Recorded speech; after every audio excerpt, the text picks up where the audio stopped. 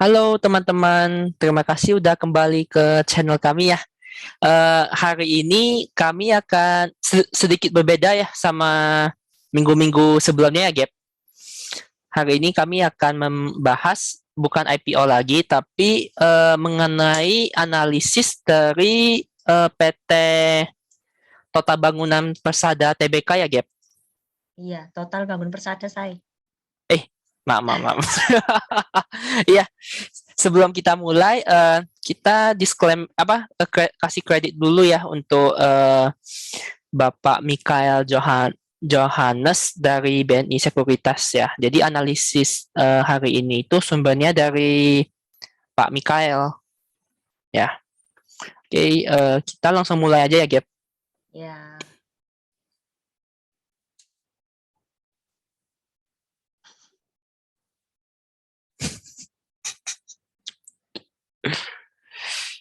Oke, pertama perusahaan ini perusahaan konstruksi ya. Pembentukannya 4 September 1970. Modal dasar awalnya itu 5 miliar dan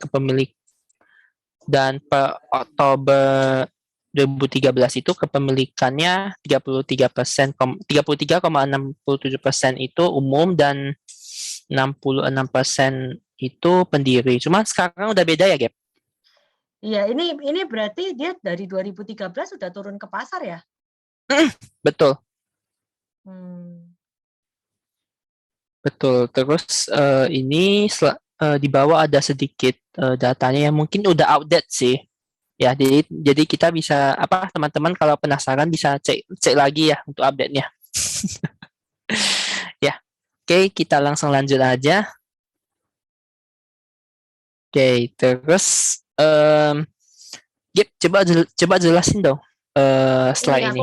aku kemarin ada sempat buka websitenya Total ini juga.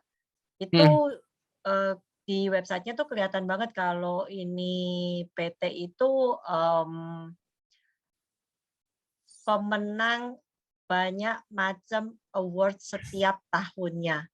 Jadi udah baguslah kalian kalau misalnya mau cek, boleh ke websitenya sendiri, tapi di sini aku coba ambilin cuman yang untuk tahun 2020.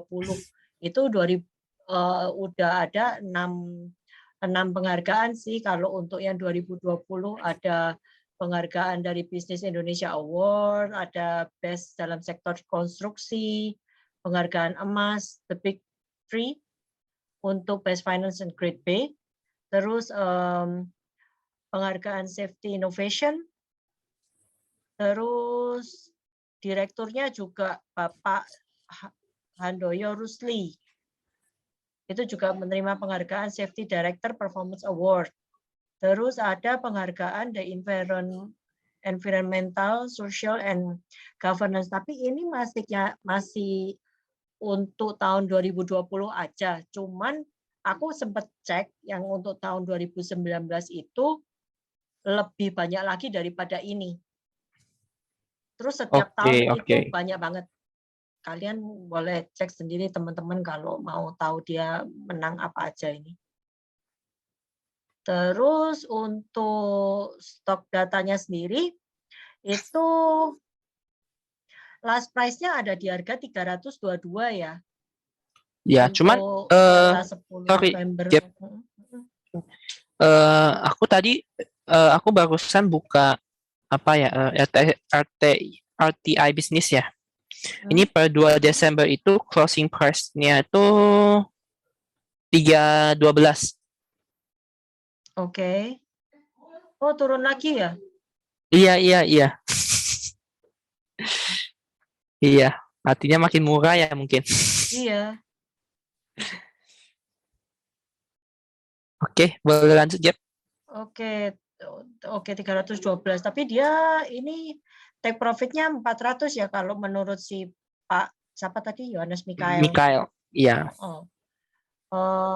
Ada di 400. Jadi kalau kalian teman-teman ada yang atas ini dia punya analisa merasa oke, kalian bisa cobalah ambil gitu. Tapi betul. kita tapi tetap disclaimer sih, maksudnya ya resiko di tangan sendiri-sendiri. Betul, Terus betul. untuk Untuk shareholder-nya, ya.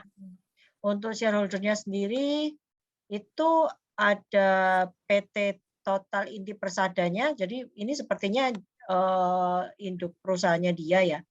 Itu mereka pegang di angka 56,5%. Sisanya itu perorangan dan yang terbesar kedua ada di tangan publik 32 ya 33% lah. 30 Oke, aku next dulu. Aduh. Oke, terus Lawrence mungkin? Oke. Nah, mengapa menurut Pak Mikael ini menarik ya? Ini rangkuman dari beliau ya. Jadi untuk di Q3 itu mendapatkan kontrak 910 billion ya, di mana pada akhirnya itu revenue perusahaan ini pada Q3 itu mencapai 1,3 triliun ya, sehingga maksudnya udah mendekati nih target atau forecast dari PT Total pada untuk tahun 2021 ya. Terus untuk net income-nya juga udah melebihi guidance 2021 yang 75 billion ya. Nah, kenapa dia bisa melebihi? Di sini juga dirangkumin karena adanya joint venture ya, sama ada strategi cost reduction. Nah, karena kedua hal inilah si Pak Mikael itu menganalisis dan mendapat hasil dan mengestimasi ya kalau harganya itu akan naik. Ya, terus di sini juga ada key highlight-nya. Nah, kenapa bisnis ini menarik? Pertama, COVID kan istilahnya sekarang udah mulai reda ya kan. Jadi kan konstruksi yang udah kemarin kena dampak dari apa? Dari COVID Pandemi. juga, iya pandemi juga sekarang akan membaik ya. Habis itu untuk Q3 2021 itu udah melebihi apa forecast atau guidance di tahun 2021. Habis itu mereka juga ada update ya kalau nggak salah, update mengenai forecasting mereka karena udah mencapai kan. Terus untuk valuasi dia juga menarik. Oke, aku next lagi ya. Iya. Oke, untuk ini mungkin Gaby ya bisa jelasin dikit. Oke, terus yang kita juga sempat rangkumin di sini, bukan ini yang ngerangkum Pak Michael sih, kita cuma ambil intinya aja di sini. Untuk quarter 3 di tahun 2021 itu performance-nya dia emang melebihin dia punya ekspektasi. Jadi mereka sih mempercayai kalau total itu bisa achieve target ya. Achieve target revenue-nya bisa sampai 1,5 triliun. Terus net income-nya mencapai 75 billion ya tadi seperti yang diomongin Melebihi. Melebihi. Ya, melebihin 75 billion IDR. Ini juga karena dari kontribusinya ini Project Daswin Office dengan Project Pondok Indah Mall 3. Pondok Indah Mall 3 ada pembangunan lagi ya? Aku udah lama sekali sih nggak ke sana karena ini COVID. Kamu pernah ke situ nggak? Nggak pernah. Oke. Ini dekat rumah aku nih. Terus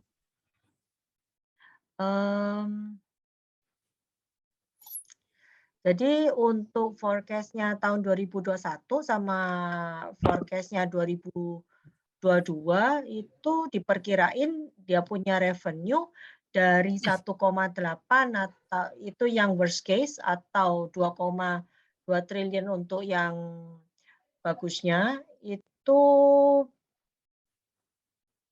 bisa mencapai segitu dari 1,5 atau 1,9 triliun yang Mm-mm. sebelumnya udah diprediksikan. Terus untuk income-nya sendiri juga mencapai 89,1 atau 100 sampai 101,6 billion. Itu yang sebelumnya diperkirain cuman 75 untuk worst case dan sampai ke 89 billion lah. Iya. Jadi gap ini selisih antara forecast sebelumnya sama yang sekarang ya. Benar Iya, nggak? iya. Oke. Heeh. Ini forecast-nya, ya, forecast. Oh, ini forecast, ya betul. Betul, forecast baru. Iya. Terus untuk net profit margin-nya mencapai 5,5% atau 4,5% di tahun 2022. 5% di tahun 2021, 4,5% di tahun 2022 untuk forecast ya. Terus Mm. untuk return on equity-nya itu mencapai 7,4% untuk tahun 2021 dan 8% untuk 2022. Mm. Untuk ininya sebentar, aku nggak kelihatan ini ketutupan.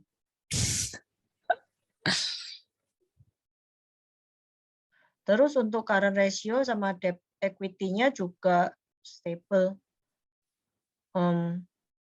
Debt equity-nya juga masih di bawah 1 ya. Mm. Betul. Oke, next aja lagi.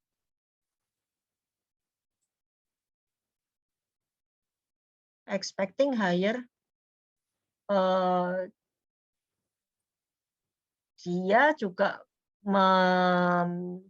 memperkirakan kalau tahun 2022 itu forecast-nya juga akan lebih tinggi lagi ya.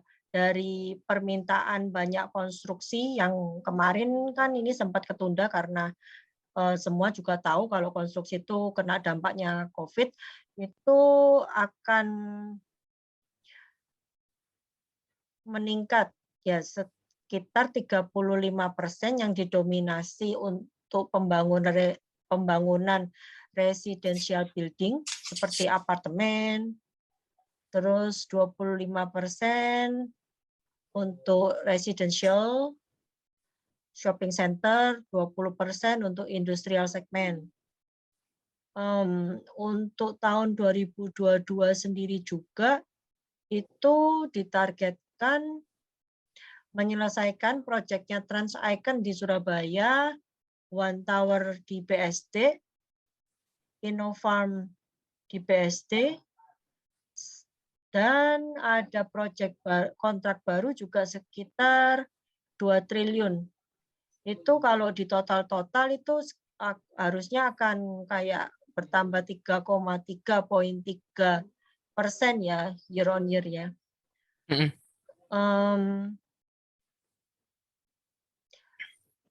Terus untuk konservatif loss provision-nya itu karena sebentar ya.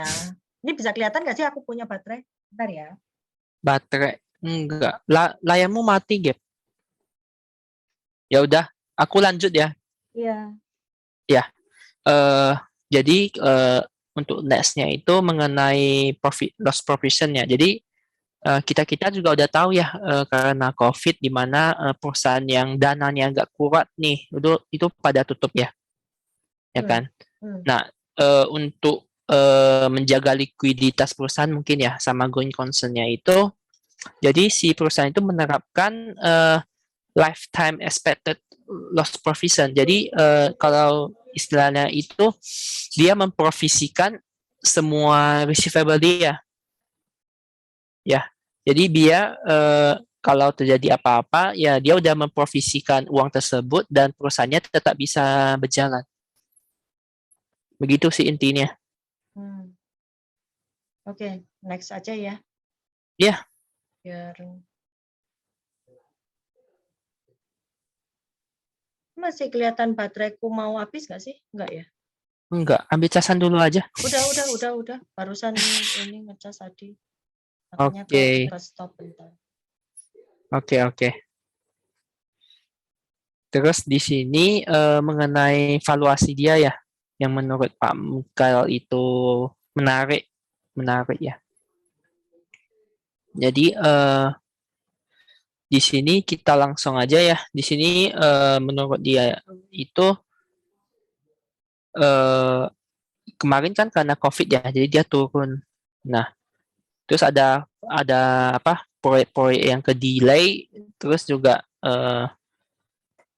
karena expected profit dia yang lebih menaik ya, terlihat dari proyek-proyek yang sebelumnya. Jadi dia optimis kalau harga perusahaan itu akan naik. Naiknya juga 24,2 lumayan ya. Iya betul. Nah, terus untuk price earning ratio ini sama PBV ini kita bisa melihat ya, untuk price earning ratio itu sebenarnya di 2020 sama forecast-nya itu 2021 itu dia mengalami kenaikan di price earning ratio ya. Terus untuk PBV dia juga lumayan stabil di angka sekitar 1 ya. Dan Iya. dividennya itu ya wajar lah, ada COVID dia turun, dan kemungkinan di forecastingnya itu masih sekitar 2% ya. Iya. Dividennya aja ya dia yang makin turun ya, turunnya lumayan berasa nih, dari 11% Iya, tinggal 2%, seperti bunga bank aja.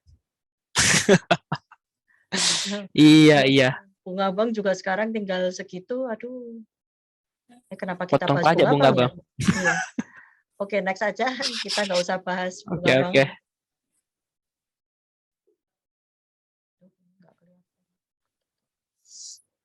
Oke, lanjut. Ini mengenai resiko ya. Resiko yang apa ya ini namanya? Resiko bagi perusahaan inilah, ya kan. Yang pertama pasti ya, ini kalau apa kontrak yang dia dapatkan pada proyek yang dia dapatkan itu lebih kecil dari estimasi. Yang kedua itu proyeknya yang udah delay karena COVID itu makin delay lagi. Terus ketiga overhead cost-nya yang makin membengkak.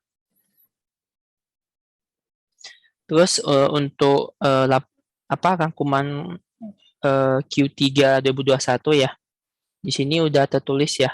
Kalau revenue-nya itu revenue di Q3 itu mencapai 1,3 triliun, sehingga dia itu hanya kurang dari 24%, 24,9 ya, dari target 2021.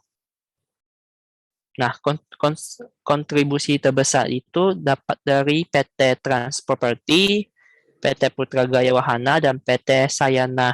Ini juga setiap proyeknya itu sekitar 100 billion ya. Ini juga mungkin udah dibahas sama si Gaby ya. Jadi mengulang-ulang nih ceritanya. Ini Ya, ngulang-ulang terus ya. Terus apalagi nih, from bottom line side-nya dia juga net income-nya bisa mencapai 75. Ini tadi juga udah dibahas di depan. Langsung aja ke yang bawah tuh, net profit margin-nya increase 4,7% di quarter 3 tahun 2020. Sekarang quarter 3 tahun 2021 dia jadi 5,9%. Sudah ada peningkatan ya betul. net profit margin. Terus return on equity-nya turun dari 7,6 jadi 6,4. Well, ini kenapa ya? Terus current ratio dan debt equity-nya juga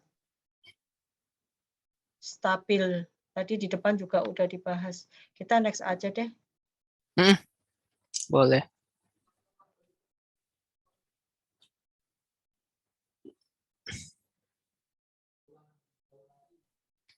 Nah, ini untuk konstruksi yang sektor konstruksi yang di tahun 2022 nih sekarang dia bahasnya, itu akan meningkat.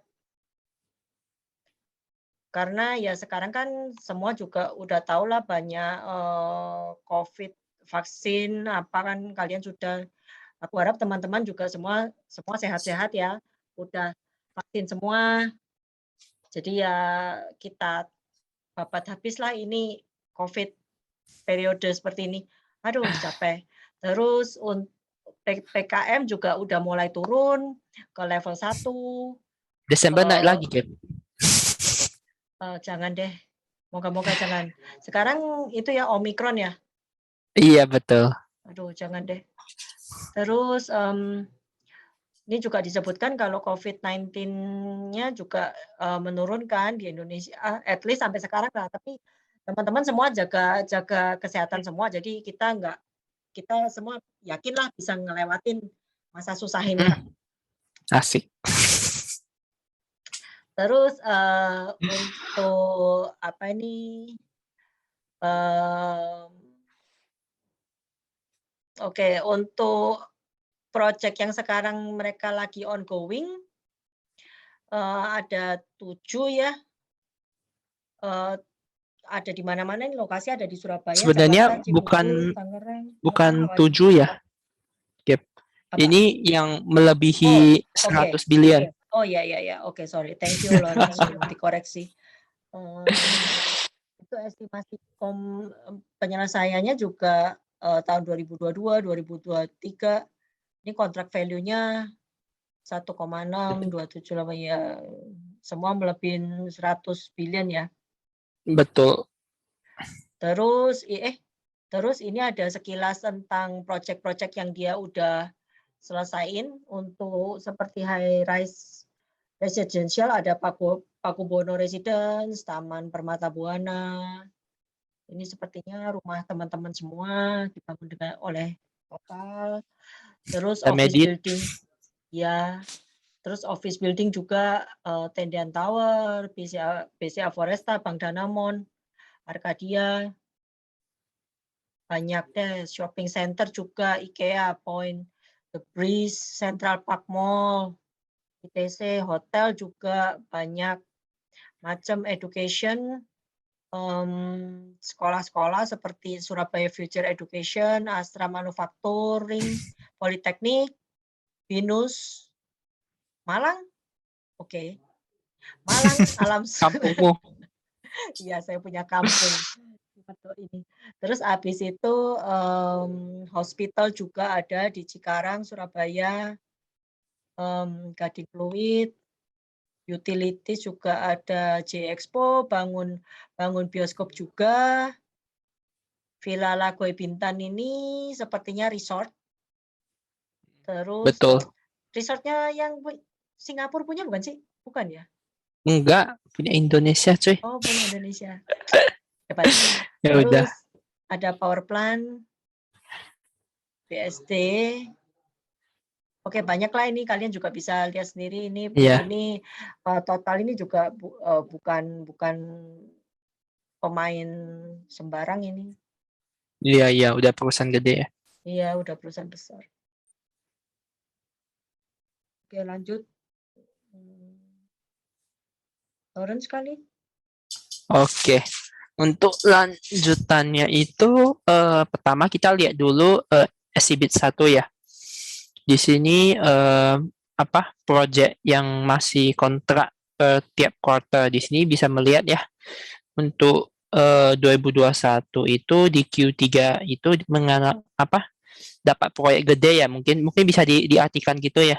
Itu menaik tiba-tiba melonjak dari Q2 yang hanya 27 ataupun Q1 yang hanya 79. Nah, habis itu untuk exhibit 2 itu kita bisa melihat kalau mungkin kita bisa menilai kalau hasil atau hasil pengerjaannya bagus ya. Benar nggak, Gap?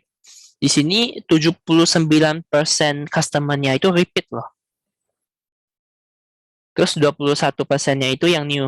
Terus classification-nya juga dia mungkin bisa dinilai berpengalaman untuk bangunan yang high rise ya, bangunan tinggi. Di sini ada 49 high rise residential dan 22% itu office building. Terus proyek dia juga terpusat di Jawa Bali ya. Terus sisanya berapa persen tuh Sumatera, kecil banget. Sumatera Tujuh 2% ya, atau 1% sih itu. Sulawesi yang 7%. Iya, 7% Sulawesi. Mm-mm. Iya, mungkin bisa lanjut.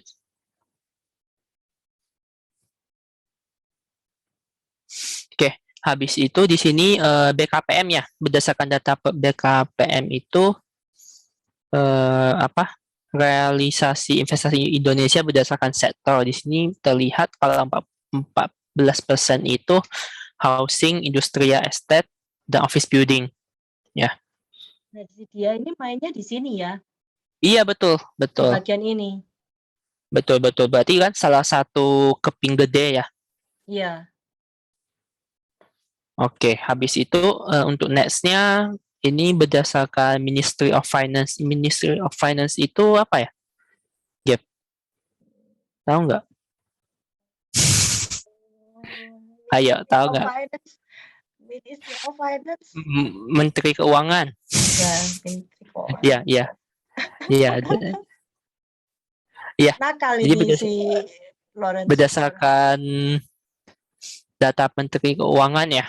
Ya, sebenarnya nggak usah lihat dari sini juga. Kita kalau ngelihat pembangunan infrastruktur ya, ini di masa COVID itu justru kita mengalami banyak peningkatan ya. Benar nggak, Gap? Really? Iya, kamu coba lihat. Itu budgetnya naik, terus growth-nya juga ya.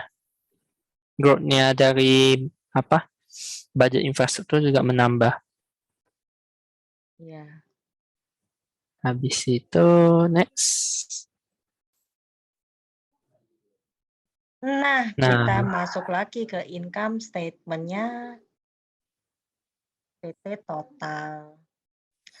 Yuk kita lihat bersama-sama lah. Ini kalau misalnya kita lihat bareng nih untuk dari sisi revenue dari tahun 2018, 19, 20, 21 masih forecast, 22 juga forecast. Ini kalau dilihat sampai tahun 2020 kita mulai COVID itu 2020 sekitar Maret bulan ya. 3 deh. Iya, Heeh. betul. Jadi ini 2020 ini harusnya dia kan udah kena COVID sekitar 3 quarter ya harusnya ya, dari Maret sampai Desember. Cuman kalau Betul. ngelihat dari dia punya revenue, tapi ini mungkin untuk project-project-nya dia yang udah lalu kali ya ini. Mm. Halo? Ya, aku lagi Ya. mikir. Jadi terus untuk gross profit-nya juga ia sih mengalami penurunan. Disebabkan dari COGS-nya yang tinggi. Iya, iya. Jadi kan salah satu strategi dia itu cost reduction ya, Gap. Iya. Jadi ini sekitar berapa persen ya kalau misalnya dilihat, bentar ya aku coba Ayo, pakai kalkulator. oh, Kalkulator.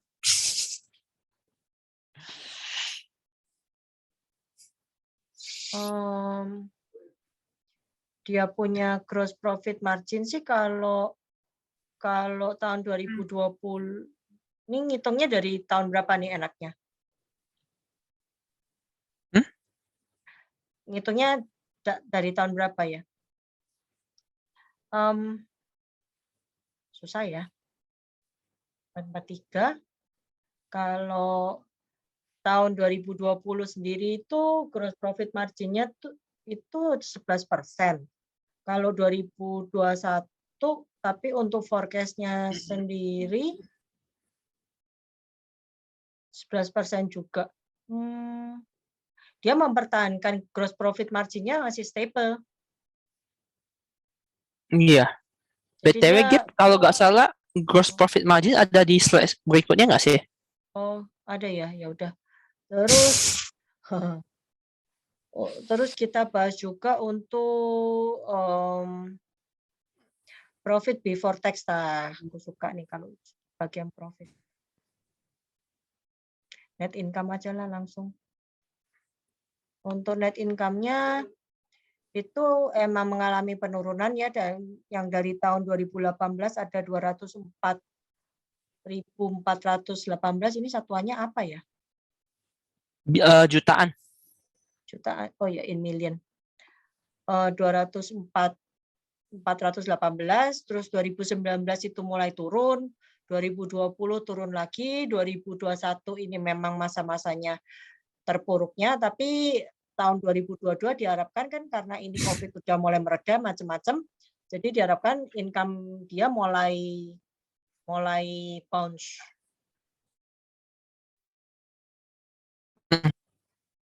Terus oke, ini untuk aku di sini nih ketutupan sama ini.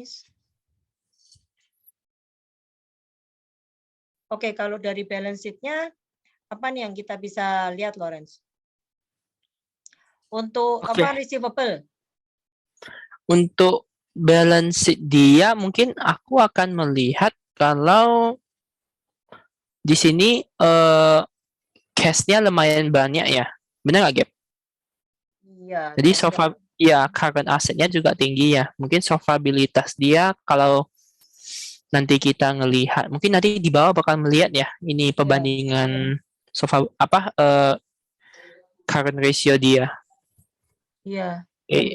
Ya, di sini sih kelihatannya current asset masih dominan ya. Terus next.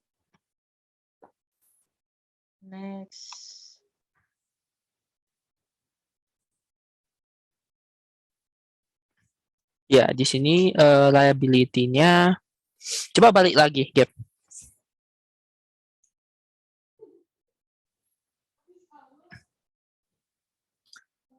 Oke, di sini berarti bacanya gimana ya? 2,6 triliun ya current asset-nya. Benar nggak? Iya, tapi Di kita forecast 2022. Iya. Ya, di 2020 berarti di forecast aja, forecast 2021 itu 2,4 triliun. Benar nggak?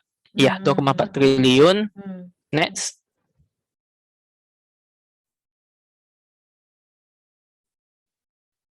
Ya, sedangkan liability-nya hanya 1 triliun.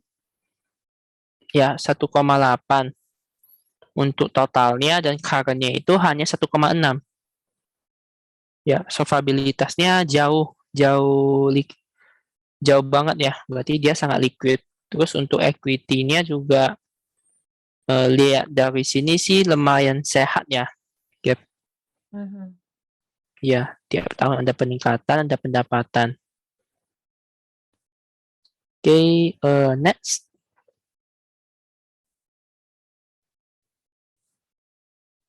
Nah, ini Gap. Rasio-rasionya. Ya. Jadi ini kalau dilihat dari apa yang tadi kita sempat singgungin kan, yang untuk gross profit margin, itu dia mengalami penurunan sih memang dari tahun 2018, 19, 20 itu mengalami penurunan. Untuk net profit margin-nya juga dari 2018 7,7%, 2019 7%, tiba-tiba 2020 jatuh sih jadi 4%, tapi 2021 ya ini masih periode yang sama, yang masa-masa susah ya.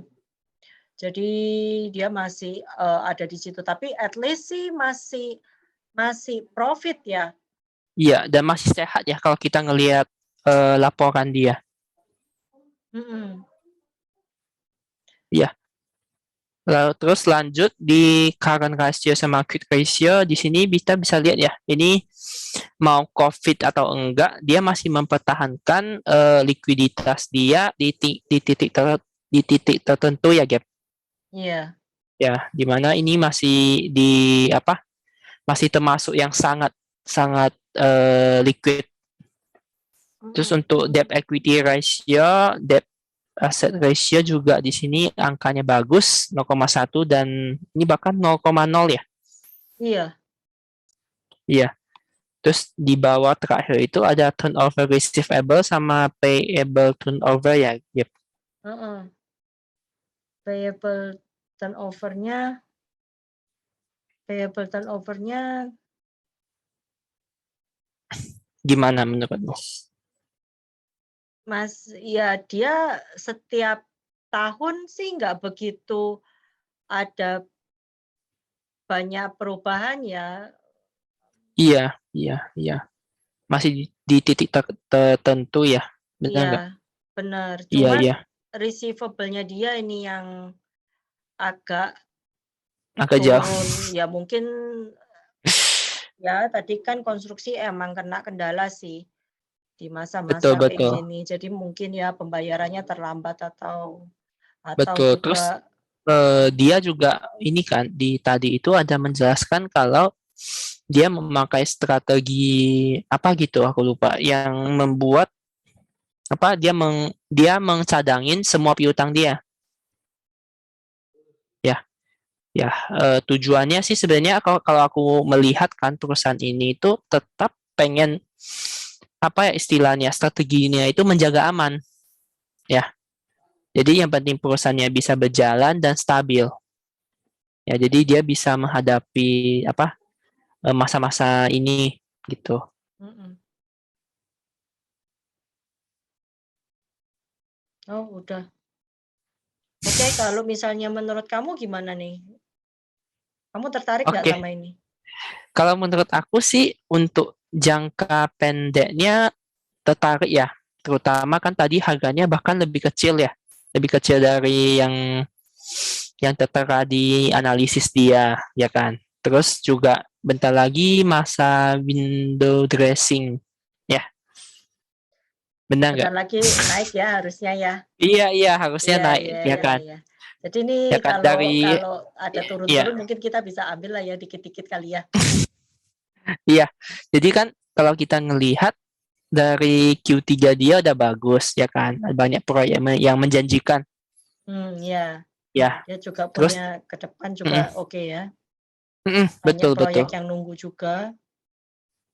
betul cuman disclaimer ya sebelum apa sebelum teman-teman beli ini mungkin analisis pribadi saya dan Gaby dan juga di sini juga ada analisis dari analis BNI ya Ya, dibantu sama ya siapa tadi Michael Mika bentar ya. Mikael Mikael Johannes Johannes ya. Mikael ya.